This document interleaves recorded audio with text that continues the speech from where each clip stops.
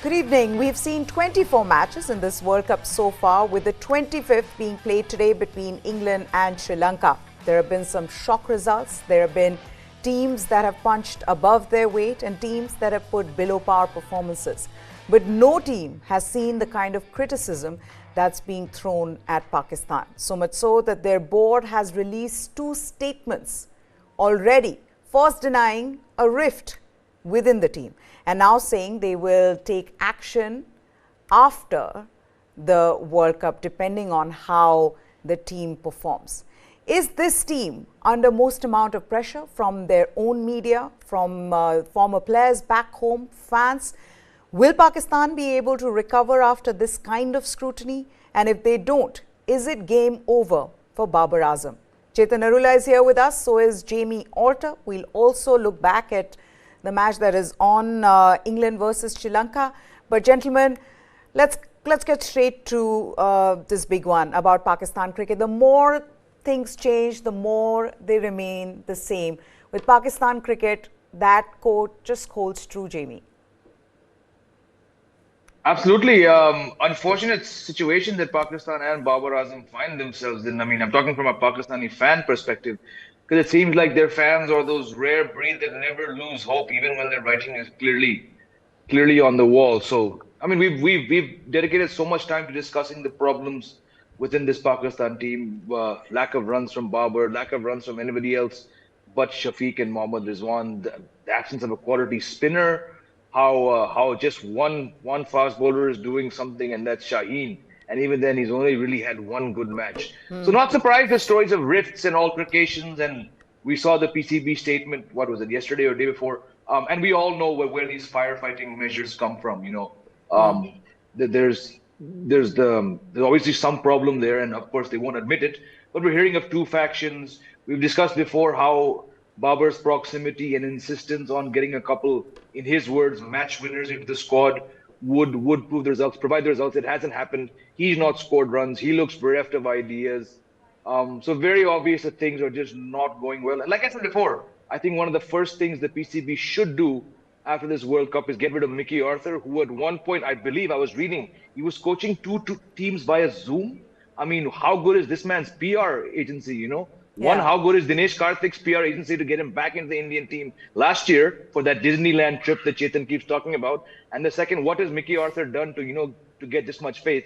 So he clearly has to go, because the coach and captain at the end of the day, I know it's about players and it's just one man on the field, but at the end of the day, the coach and the captain are the ones who have to be held accountable as far as I'm concerned. So I think Babar should go as captain, at least of the one-day team, and Mickey Arthur should be sent on the first flight back to South Africa. Now, there are a couple of things, Chetan. One, in the middle, the tournament's not over. We're in the middle of this tournament. You know, Pakistan have played 5 matches, 4 more to go. There is a chance that they might just sneak in, right?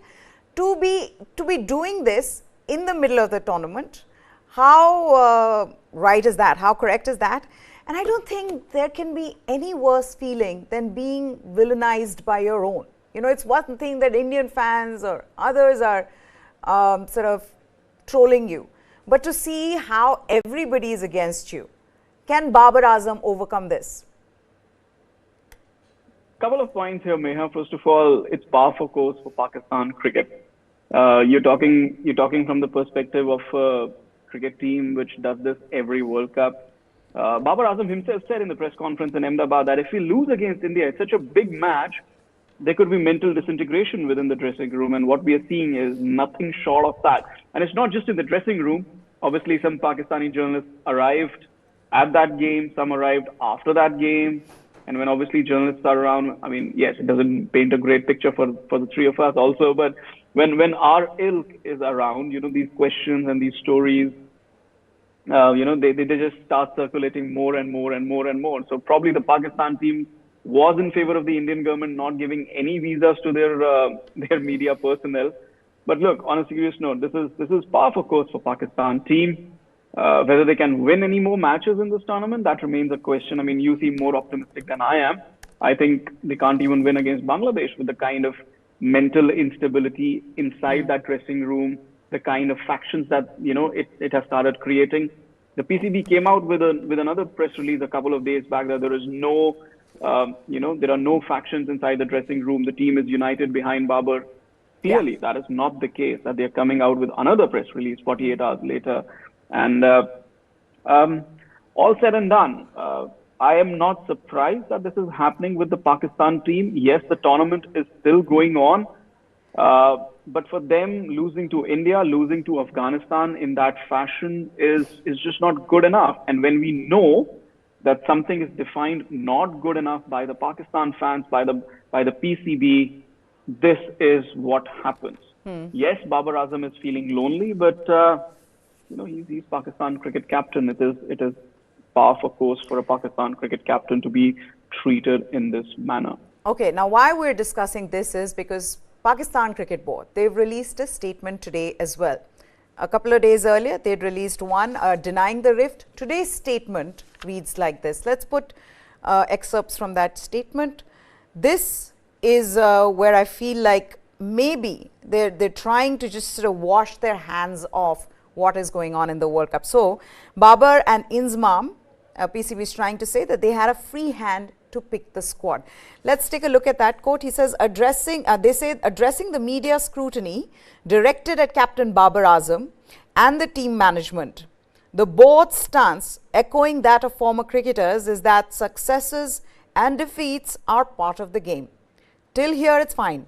Then it reads, Captain Babar Azam and Chief Selector Inzamamul Haq were given freedom and support in forming the squad for the ICC World Cup 2023. And I feel that's where, Jamie, there's this hint one can see where they're saying that, look, we have nothing to do with what's going on with this team. We gave a complete free hand to both Babar Azam and Inzamamul Haq. Again, a couple of things there. One, you're doing this in the middle of the tournament. You're also putting Babar Azam under pressure. It can get worse from here if they don't win anything. And on top of that, very clearly stating कि हमारी गलती नहीं है. मतलब जो भी हो रहा है, blame lies only with Babar Azam and Inzamamul Haq. Again, I mean, it's unfortunate that this happens when the blame is put on two people, but look at the status afforded to these two people, right? You're talking about, a chief selector and a captain. So like the coach, the selector, the captain, they have to be held accountable. Now, I know next to very little about what is going on in Pakistan domestic cricket. I don't watch it. I don't follow the PSL very often. But again, let's look at the other deplorable team in this contest, England, right? Yeah. Overall, they did send, I would say they sent a good squad. Yes, you can say that they perhaps should have put a bit more faith in someone like Jason Roy, who's done so well. But overall, they've not sent a bad team. Yes, Chris Wokes, no one thought Chris Wokes would be as horrible. No one thought Sam Curran, given his experience in India, would be so horrible, right? Some obvious weaknesses, but not a bad squad. I'm still trying to wrap my head around this squad, Meha, and figure out, is Shadab Khan, Mohammad Nawaz, and the other spinner, Usama Mir, are these the three best spinners you have in your domestic cricket circle? And just like here, IPL is a big feeder for our white ball teams. I'm assuming the PSL is as well. Is there no other spinner apart from these three? So I think they probably just not picked the right players. You can say a couple of them have lost form at the wrong time, but which team, barring India and perhaps New Zealand, have players, who are entirely all in form? I mean, South Africa is carrying a Babuma. Yes, Rassie van der Dusen got 100 in the first match against Sri Lanka, but barring that, he's not done much. So each team has 2-3 players. You could say, yaar, ye thoda form mein hota to acha hota hai. How many such players can Pakistan point at, right? 2 out of 11? That's really indicative of, I think, again, just my view on this, without knowing the intricacies of Pakistan cricket, they just don't have the talent. Because if this is the 15 you've sent, clearly something is wrong, right? So if this 15 has been picked by Inzamam and the selectors and Babar Azam, yes, they are to blame. So for them to say, कि हमने best option दिया, doesn't really sit well, right? Though I do feel like the reaction has been intense and as expected, Chetan. Jamie just compared Pakistan to England. I just heard Mike Atherton today after England's abject performance with their bat, and he was still measured in his criticism. He says, look, they're out of form. There are no individual performances. Bowlers haven't been doing well, and batters, we've seen how they've hit an all-time low. They're underconfident. So what I'm trying to say is that when you hear some of the cricket greats, cricket commentators from England, they're criticizing this performance, but they're not so, how would you say, they're not so critical that, that they've sort of let loose on whatever they want to say. You know, for Wasim Akram saying 8 kilo mutton khate hain, this defeats being called embarrassing, humiliating, Babar Azam's to be blamed. So that narrative is only coming out of Pakistan, and you see the difference in England where, you know, the criticism has been there and it has been measured. I think it's a case for apples and oranges if we compare the two sides in terms of not just the criticism but also the performance. I mean, Pakistan's performance has been poor, but they still have 4 points. England don't even have 4 points. You know, Michael Atherton, with all due respect, he is going to be measured. I'm talking about overall criticism is going to be measured. First of all, they're not liking this tournament. I'm not talking about Michael Atherton here. I'm talking about the entire English media contingent that has come. They're not liking this tournament. They don't like this tournament. They don't like this format. They think the format is dying. For them, Test cricket only matters, and it only matters when England is doing well. The other obvious point here is regarding the 100, because Michael Atherton is working with Sky Sports, and Sky Sports is the rights holder of the 100. Nasser Hussain in a similar boat. Are they going to criticize that? Because of the 100, they have to make space for you know, the domestic 50-over tournament, and they could not play that. And now when they play it, the conditions are really not good for batting. They're not conducive to batting. That is probably the only thread which is common to Pakistan, because now when the PSL happens in February, March, it is making a huge gap in the Pakistan domestic calendar. Also, the pitches need to be in accordance with T20 cricket. And when you do that, it takes a lot of life out of those same pitches that are being used for domestic cricket. So I think that's the only common thread between the poor performances of England and Pakistan, that they're T20 leagues. And for England, it's not even a T20 league. It's a format which is probably the worst idea in the history of cricket. For both of them, it's creating gaping holes in their domestic structure, and it is eating into the domestic one-day tournament. And that is one of the key reasons for their poor performances. It's definitely for England. For Pakistan, there's just never one reason, you know.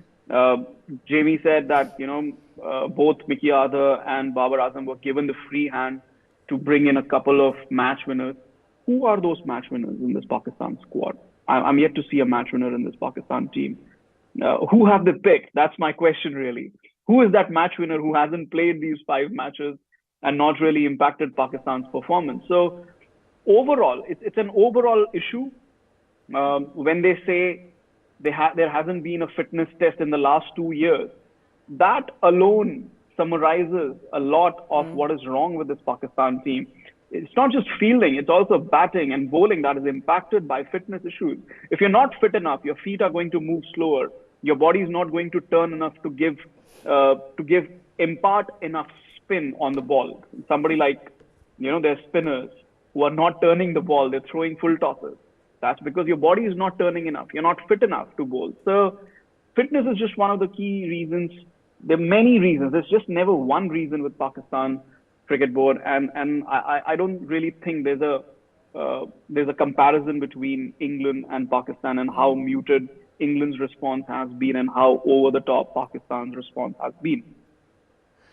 Okay, this is the other part of that PCB press release. It says, looking ahead, the board will make decisions in the best interest of Pakistan cricket. If we could put that up. Based on the team's performances in the World Cup, at present, the PCB encourages fans, former players and stakeholders to rally behind the team as they strive to make a triumphant comeback in the mega event. Now, this comes right after the first bit of them saying that, look, Babar Azam and Chief Selector Inzamam ul Haq were given full freedom and support in forming the squad.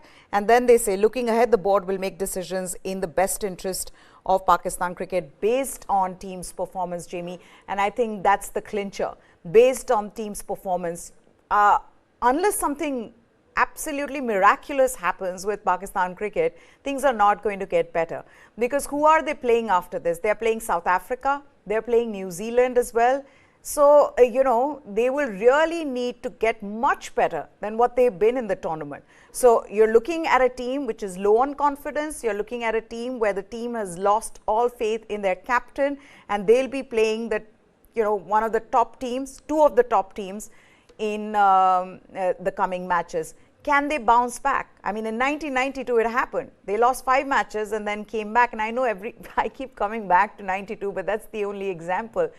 And a good one. They were in a similar situation and they bounced back to win the World Cup.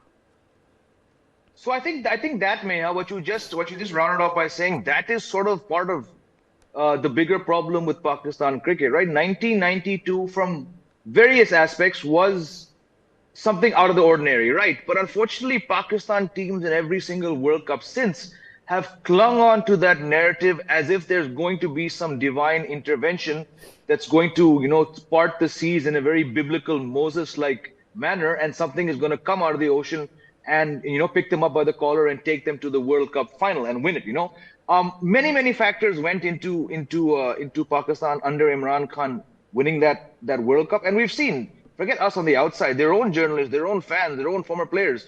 When they sit on these shows, the narrative inevitably goes back to 92. And we saw that 4 years ago, 1999, this team was down in the dumps. Suddenly, you know, all this talk of, oh, it's got vibes of 1992. It's a great social media narrative. It makes for good fodder for TV chat shows, for YouTube podcasts, for journalists like us to write and try and find, you know, sort of left field ways of writing.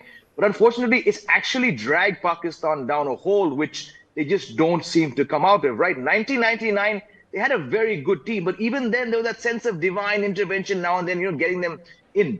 This time, there's no such, not that I'm saying I believe in all this nonsense, this stuff, but a lot of their fans and former players, you can see it in the way they talk, you know, and I'm willing to bet, you know, just a hunch here, there's probably a few people in the dressing room who probably, just because of the memories they have from 92 and all the stories, all the recollections, all the videos and narratives they've heard, they probably believe this.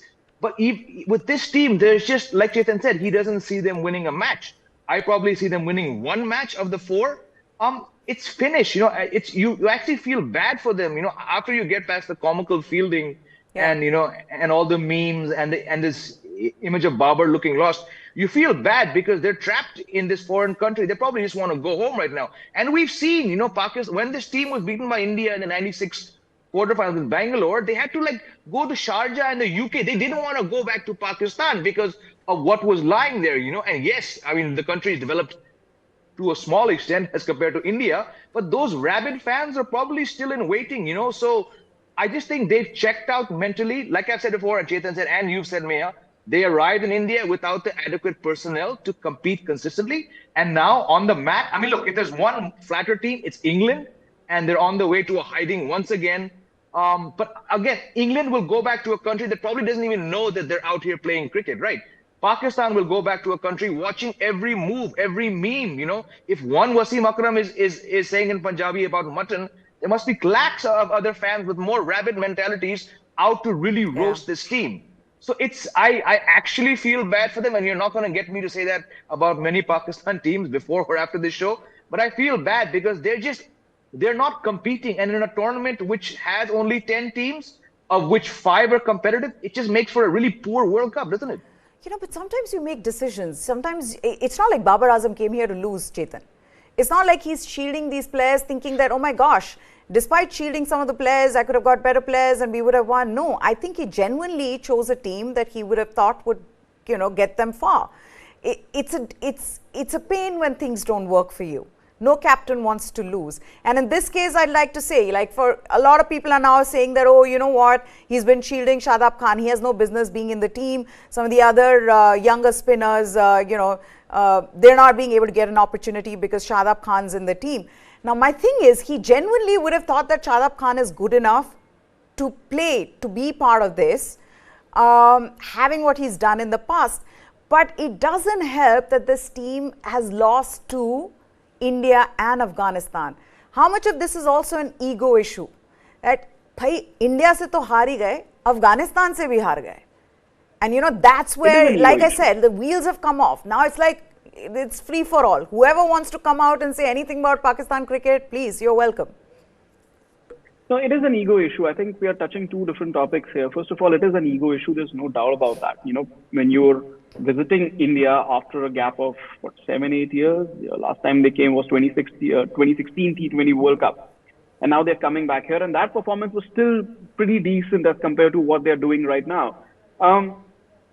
There's always a question of pride that you're representing the country, you're representing Pakistan in India. You need to make a statement. You need to be, and look, the conditions aren't very different. They aren't very, very different. I mean, just maybe there's maybe a little bit more for the bowlers, which should actually encourage the Pakistan team, not dishearten them really, compared to the pitches that they play back on at home. So, or in the UAE for that matter, you know.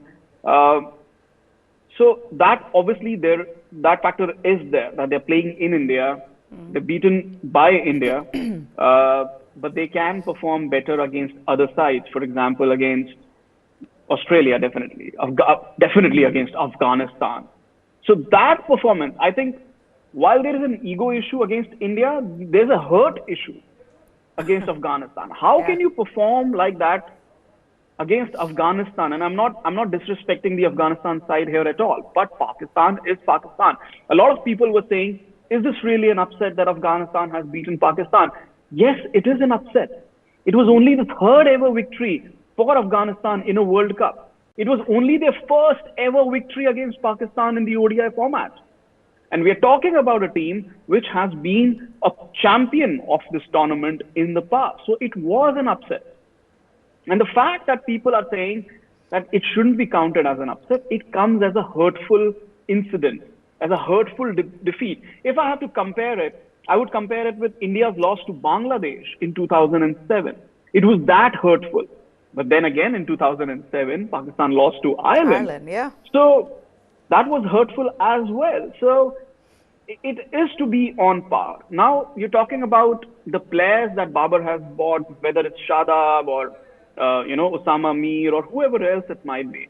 And while there's a Wasim Akram video which is going around, I've also seen a video from Misbah-ul Haq, you know, and he's not talking about eating mutton or this or that. He's just talking simple facts. How did Pakistan get the #1 ODI ranking? They beat Australia, they beat New Zealand, they beat a few other sides, they beat Afghanistan, Zimbabwe, whoever else they beat. But then he says, okay, forget Afghanistan and Zimbabwe and the lower ranked teams for a moment. Look at the teams they beat, Australia and New Zealand. Australia and New Zealand sent their second and third tier teams because their players were busy playing in the IPL. So they did not send their full strength World Cup squads to play Pakistan. And Pakistan was playing their full strength, World Cup squad against those second and third tier teams. And even then, they did beat them, but they beat them in a competitive way. They beat them in a competitive series. You know, win one match, lose one match, win the decider, that way. It was not 3-0 or anything. So he says that shows the level of our players when we are playing our first choice 11 and those teams are sending their second and third choice 11 in bilaterals where we are winning in a competitive manner. But now in a World Cup where New Zealand and Australia and other sides are sending their first choice players, our first choice team is not doing so well. So why are we surprised?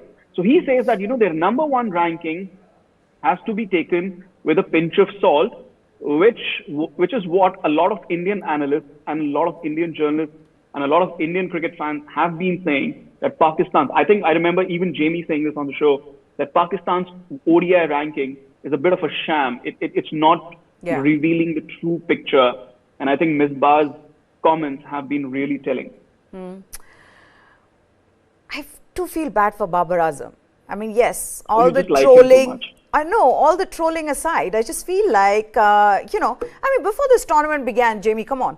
We all sat here and said, look, this Pakistan team needed someone like Babar Azam, you know, the leader, what he's done in the T20 World Cup for this side, you know, the kind of confidence he's given this side, how everybody listens to him. Suddenly, what seems to have gone wrong? I mean, I can't put a pin to it.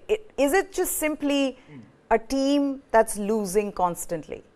A team that's lost? It is, right? Yeah. It's like winning, Correct. So winning unites you and losing just drifts you apart. Correct. So why we were attaching the word stability to Babar Azam and this team and saying that it's surprising to all of us is because of a lot of things we've discussed. It's the unpredictable nature, the up and down nature. But it was comments or judgment passed on. Yes, we all said number one is there, but let's put an asterisk to it. At least they were consistently doing things, and you don't see Pakistan team consistently home or away do these things. And I think that going into the Asia Cup, they did look like a good team. But then, you know, like Shadab Khan, he was in up and down form. He loses form. Babar was scoring runs. Fakhar Zaman was scoring runs. So it's just from the outside again. It's just a case of a lot of players suddenly collectively losing form. But like Chetan raised the issue of Misbah Haq, like I've also said, if you just scratch the surface, you will see the problems, right? And the problems, again, Pakistan going into Asia Cup, which is frankly not a big tournament. We were all critical of what team India would play. I don't think any of us gave Afghanistan or Bangladesh a chance. It seemed like there's Pakistan and there's Sri Lanka because they were co-hosts and they have a good record at home, and then they were defending champions, right? But once again, I think history will really judge that match between India and Pakistan at Colombo as a match which totally shifted the fortunes of these two teams, right? Babar, when he's not scoring runs, when the players are not performing, he just looks lost, you know? He's not the first captain. Forget Pakistan. He's not the first captain of any team to look lost, right? But you have to be able to somehow...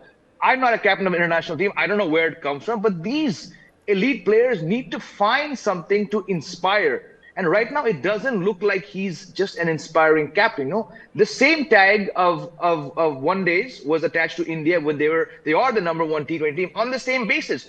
Who did they beat to become the number one team? Sri Lanka, Zimbabwe, Bangladesh, West Indies, right? So the same thing applies. But when you look at Rohit Sharma, he commands a certain respect, right? There's a brain and a half behind that exterior which seems like kya kar raha hai. He commands respect. Does Babar have that respect? I don't think so. And I don't think under Rohit Sharma there's ever going to be any kind of rift. There were rumors of a rift under Virat Kohli, but not the way we're seeing under Babar. And let's face it, it's not just about Babar. Every Pakistan captain, you know, who's led this team for the last 60, 70 years, there's always been rifts. I think it's just something in the way that Pakistan teams function. One thing goes wrong and it's a knee-jerk reaction, and then you see all these stories of rifts. And let's face it, we're all journalists. We've all done a lot of stories on the road. You know that there's no smoke without fire. That's right. It doesn't help that PCB's leadership keeps changing as well. So that's been unstable. But you've queued me up to our next discussion, which is in complete contrast to Pakistan and their captain Babar Azam. India have been in cruise control mode so far in this tournament. They won 5 out of 5 matches. They'll play England in Lucknow on the coming Sunday. Now, the Indian team come across as a happy unit, one where players savor each other's successes. The evidence of how united this bunch is, that can be found in their post-match fielding medal ceremony videos, which I think we all have seen. Players are seen cheering for the winner. They are charged up to do better in the next game. And the man behind this vibe has been their captain, Rohit Sharma. Now, Rohit has constantly maintained a calm demeanor with open communication with players. This is what he said in most of his interviews. Now, what is the secret behind Rohit Sharma's secret of successful captaincy? This was asked to him, and this is what he had to say. Let's put that quote up about Rohit Sharma. He defines the complexities of captaincy. He says, I think when it comes to managing players, it's quite important that you understand the individual first and their requirement. What are the likes and dislikes of that particular individual? Because you know, in a team sport, it is just not about 1 or 2 individuals or few individuals. It's about everyone. We do understand as well that when you want to win championships, big tournaments, everyone needs to come to the party and play their part. So it's important to hear everyone out, understand what they want. Also important that you keep everyone in good mental space. So hear them out, understand what they want, how they want to operate and things like that. And then you take everything into consideration and move forward. And that is something that I always do. I think three of us will agree with this observation that Rohit Sharma has made about himself, because that's exactly what he's been, Chetan, right? You look at this, this team, and we've discussed this before as well, in complete contrast to what Pakistan are going through. Here's an Indian side which looks happy, united. You've spoken about how players who are not part of the playing 11, they are ready to help as and when. And a lot of credit needs to be given to Rohit Sharma for sort of absorbing a lot of pressure that comes on this side. I think he's constantly told them ki bhaiya pressure nahi lene ka. And it works, and it seems to be working. Yeah, true. I think that's all there. That pressure mat lo, you have to handle the pressure like we have discussed. These are superstars. Pressure comes with the territory. Expectations come with the territory. You're playing Indian cricket. You're superstars. You're going to be surrounded by people. You're playing a World Cup at home. So all of that is fine. I think the most important phrase that you mentioned there, in those quotes, important to hear out everyone, important to understand individuals. And I feel that some part of Rohit Sharma has, experienced that in his formative years. He's not had the easiest road. Yes, he's one of the best batsmen in the world at the moment, but he's not had an easy road. There was always this terminology used of long rope being given to the hugely talented Rohit Sharma. He was given a lot of opportunities, he was given more opportunities, more than a fair share of opportunities than some other probably youngsters were not given. For example, somebody like a Karun Nair, despite scoring a triple hundred. Has he been given a fair share of opportunities? And Ajinkya Rahane, for that matter. Rohit Sharma was given a lot of opportunities. Indian cricket really invested in him. And in the initial years, probably, he didn't really use them to his advantage. And then comes along MS Dhoni, the captain, who knew that Rohit Sharma is a superstar in the making. So what I'm trying to say is, MS Dhoni as captain, he's probably borrowed a lot from there in terms of trying to understand individual, trying to understand that every individual inside the dressing room is a different person. I think Rohit Sharma got that, received that from MS Dhoni in a lot of ways. And I think that has helped nurture his captaincy, whether it's at the MI level or at the Indian level, at the international level. So I think he's derived a lot of benefit from that. And to me, that is the most important point. You can't tell an Ashwin to, okay, you know what, you're not playing more than 2 matches in this World Cup, and him being not happy about it. That's obvious. Yeah. But he is taking it in his stride. Because you're treating Ashwin the way he needs to be treated, you're understanding. I'm just giving an example here. You're trying to understand where he's coming from, what kind of person he is, and then you're dealing with that in that particular manner. Similarly for Ishan Kishan, you've prepared him in a particular way that you're a standby opener, you're a standby keeper, you're a standby middle order batsman, and you've prepared him to play that role in the dressing room in that way. You look at Ishan Kishan sitting on the bench, he's always happy, he's always expressing himself. That might have a lot to do with Shubman Gill being around. I'm sure, but that's the example of camaraderie, because they understand each other. And that comes down from the top. That comes from the coach. That comes from the management. That comes from the captain. And you've prepared the squad in that fashion, and long may it continue, because, they're a happy bunch. They're a successful bunch.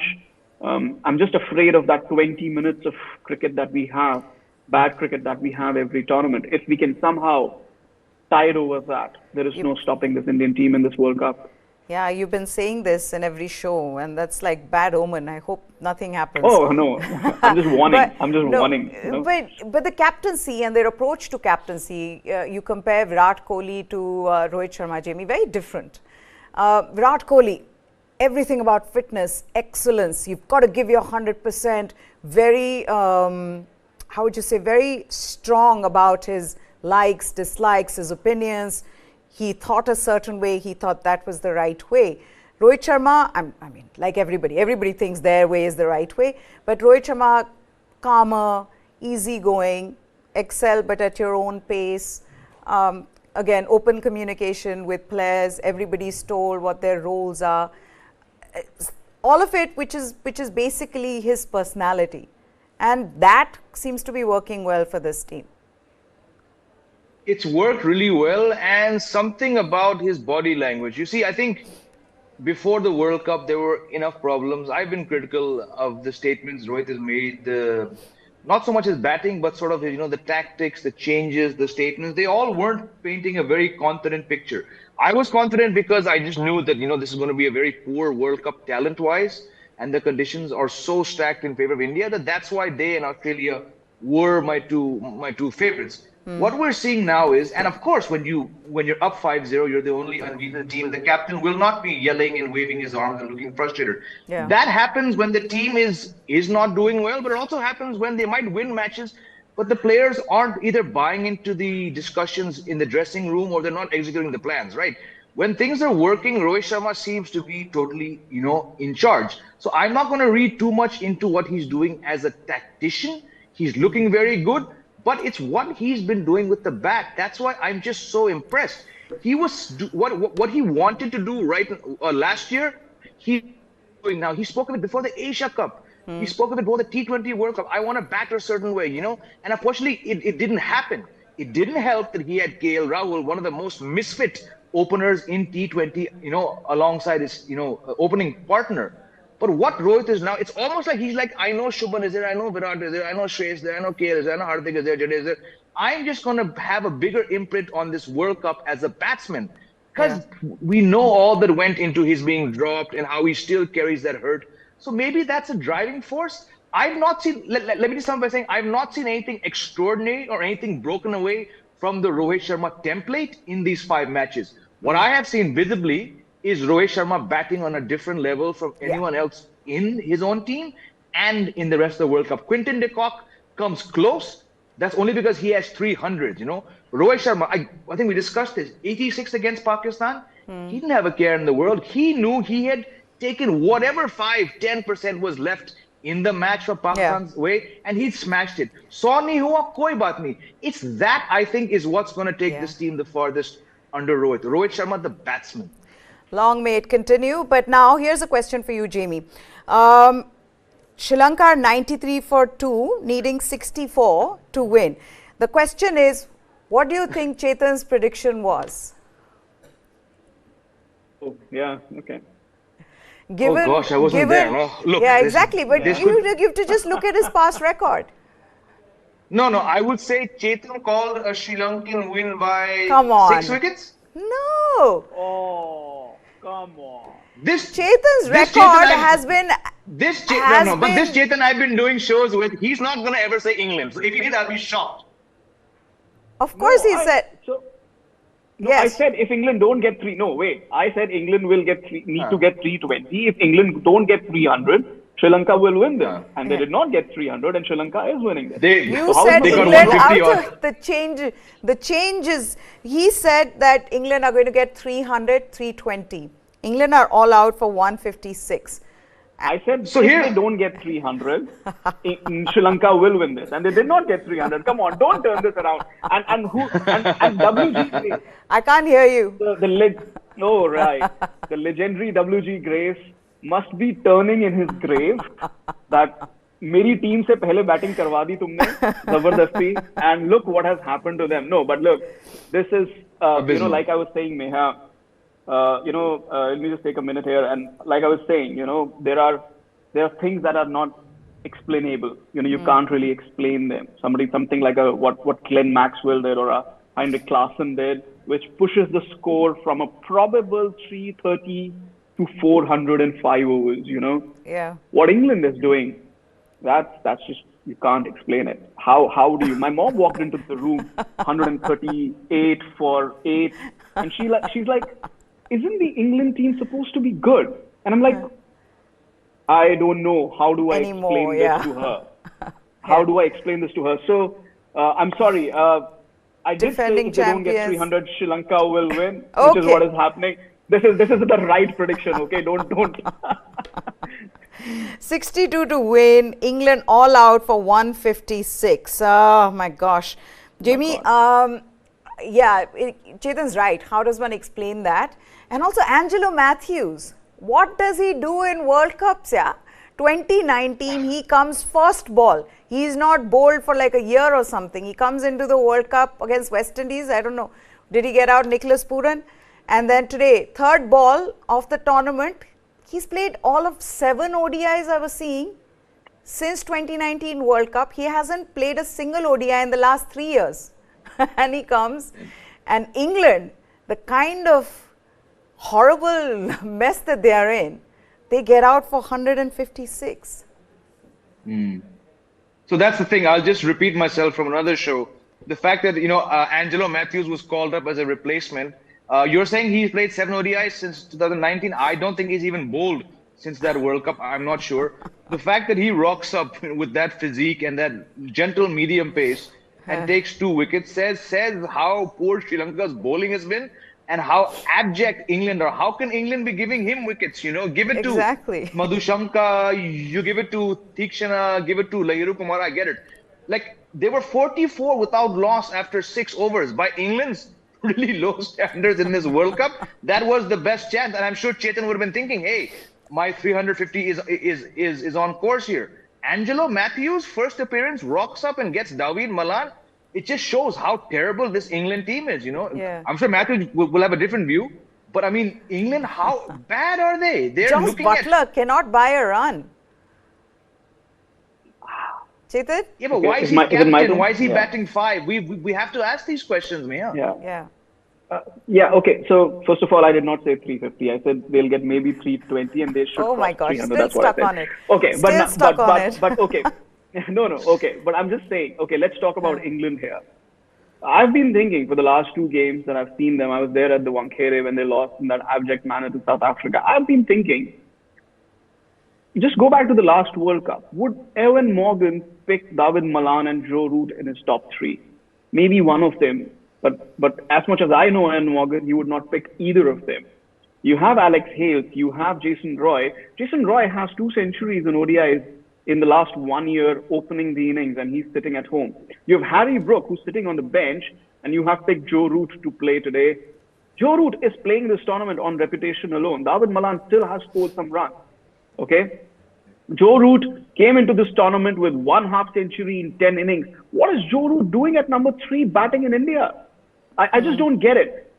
And there is a mental problem in that dressing room, Meha. Moeen Ali, a day before the game, you've won 1 game out of 4, and he's saying we are going to go out there and entertain. Boss, England losing is entertainment for us. Go out there and play cricket, play like defending champion. And then there's Johnny Bairstow. Oh my God, that guy. He's talking about that Ashes run out. You're in the middle of a World Cup. You've not won more than 1 game in 4 matches. You're still stuck on that Ashes run out. Oh, I would not do that. That's not how I want to win. Newsflash, he's done it twice in county cricket. He's done it twice in county cricket. Now he's becoming holier than thou. I would not do that to win games. Move on, man. Win a World Cup game. Win a World Cup game for your team. Bat properly in a World Cup game. And I just don't know. There's just so much mental disintegration. The 100 has taken precedence over the entire English summer. It's destroying the English game. It's not even doing well financially. I don't see why that format exists.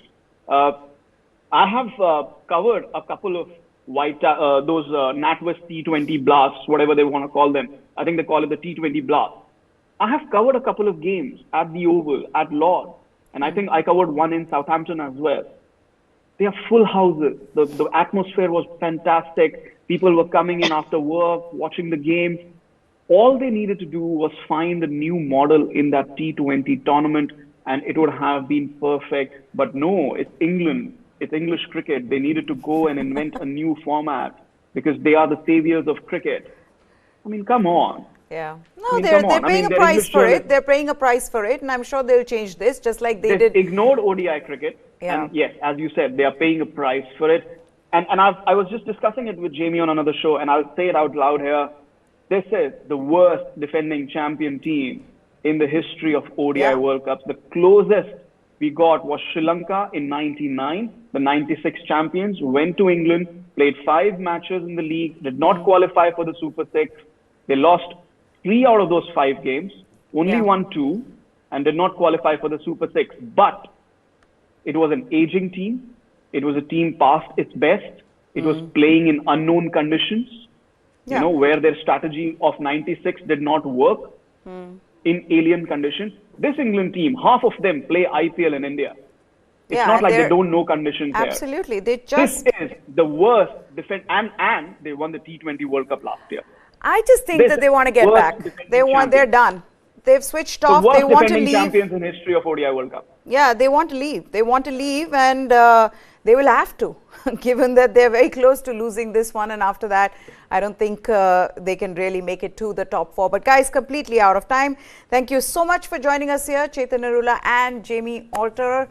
As always, it's a pleasure to have you guys here. News 9 Live is what you guys need to subscribe to for all the latest from the world of sports. That's it from us. Goodbye. Thanks for watching.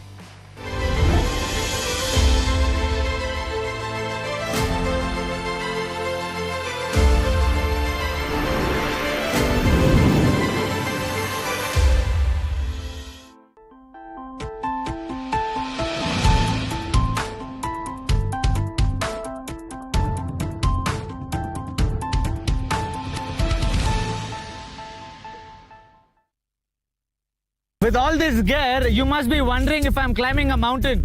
Well, let me give you a wider look of this place. This is Asia's largest mountain of shame. A mountain of waste, almost the height of the Qutub Minar. When you enter capital cities of some of the biggest countries in the world, you don't have 3 garbage mountains waiting to welcome you, depending on whichever side of the city you enter from. The thing is that a lot of times we talk about landfills only when there's a fire at the landfill. You need to understand that a landfill is at fire almost throughout the year. It's only when the firefighters are not able to douse the fire is when it actually catches the nation's attention, the city's attention, or media attention. The towering landfills worsen one of Delhi's biggest problems: pollution. यहाँ पर आप रात को आओ, दिन में आओ, आप 1 घंटे बैठ नहीं सकते बाहर। इतनी धूल, प्रदूषण, महक, आप खाना भी नहीं खा सकते बाहर बैठ के। Life around the landfill is a curse. हमारे घर में जो बड़े हैं उन्हें अस्थमा के वो पेशेंट है, आए दिन उनको नेबुलाइजर लगाना पड़ता है। डॉक्टर ने भी मुझे ये चीज बोला कि यहाँ का एरिया छोड़ के कहीं और